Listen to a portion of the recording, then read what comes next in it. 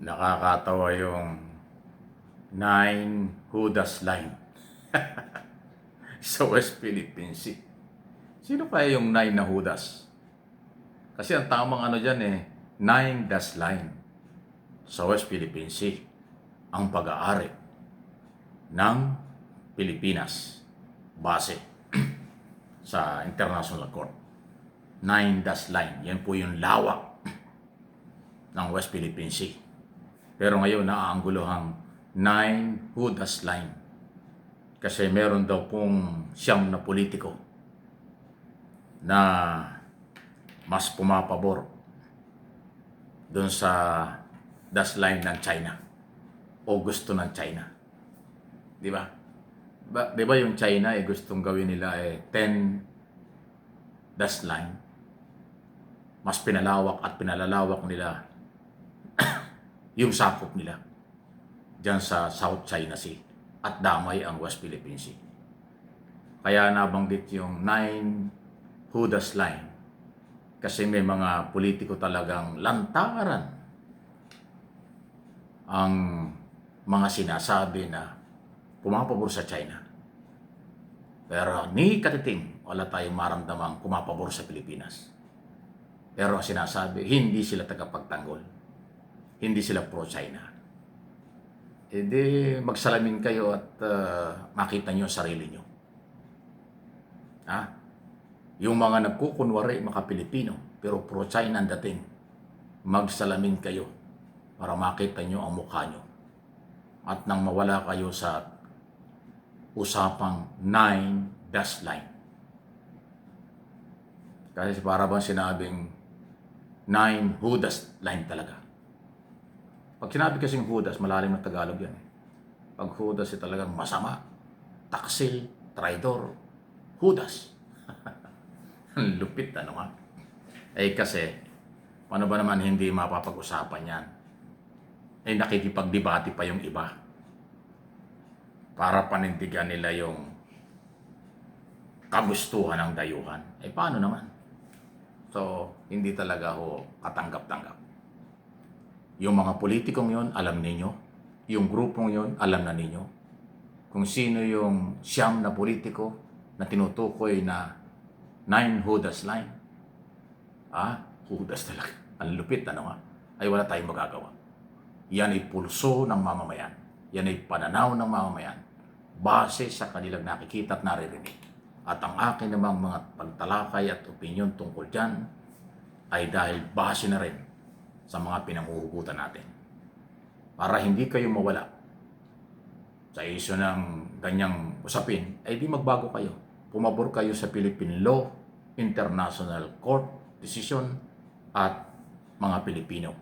Atin ang West Philippine Sea. Ganun lang po yun.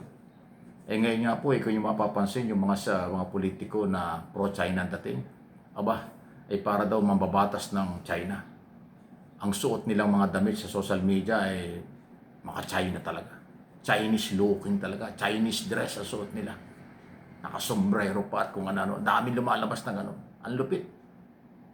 Ganyang katindi yung reaksyon ng tao.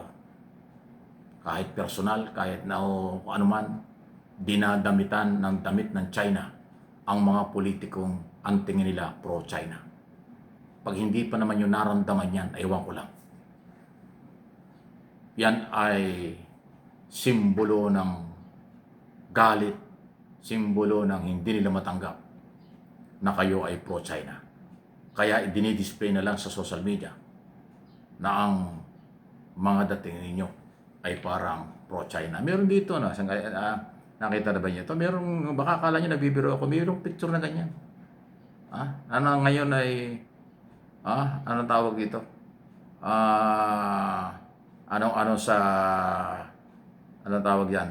Talagang lumalabas sa usapin ng social media ang napakatindi ng dating. Kasi nga para bang ang lupit talaga ng mga buhay, ano nga? Ayan, Tignan niyo ito? Ayan, Sino ba yan? Ang gugwapo nila, no? Ang gaganda at gwapo nila. Ayan, lumalabas sa social media. Ewan ko, paano nila ipagtatanggol lang kanila sarili. Ano masasabi niyo dyan? Ganyan gumawa ang mga Pilipino. Simpleng pagpuna, simpleng pagsuporta, simple ring pagbatikos. 1, 2, 3, 4, 5. Tama, siyam nga sila. Ayan, oh. Ngayon nakita na ba niya ito? Ayan, natuloy. Ha? Katuwa rin minsan eh. Katuwaan lang. Walang personalan, issue lang. Ano masasabi niyo rito?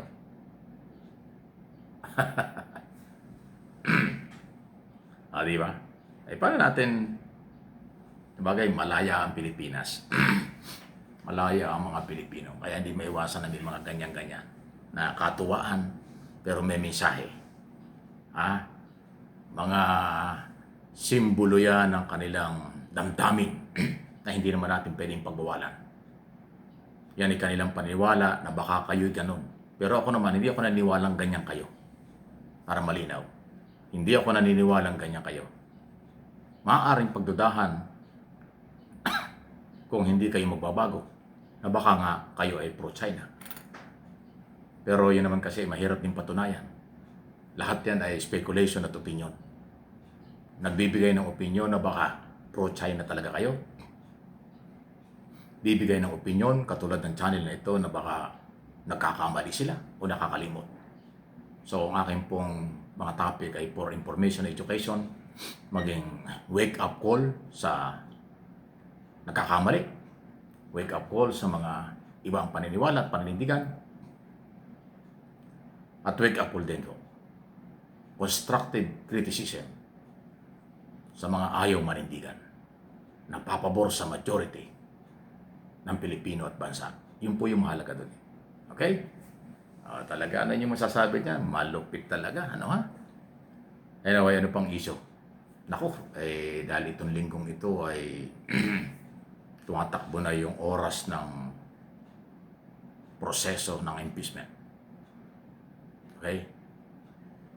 Ngayong ding araw na ito ay magre-resume ang Committee on Justice para gumawa na ng final recommendation at report doon sa pagbasura sa impeachment ni President Marcos. Kasi yung committee report wala pa eh.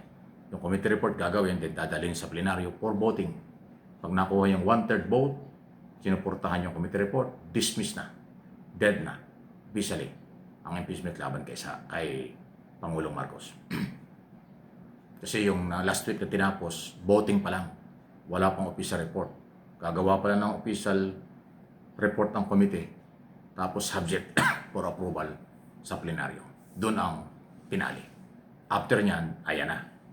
Susunod na ang pangalawang impeachment naman ng Vice President. Abangan!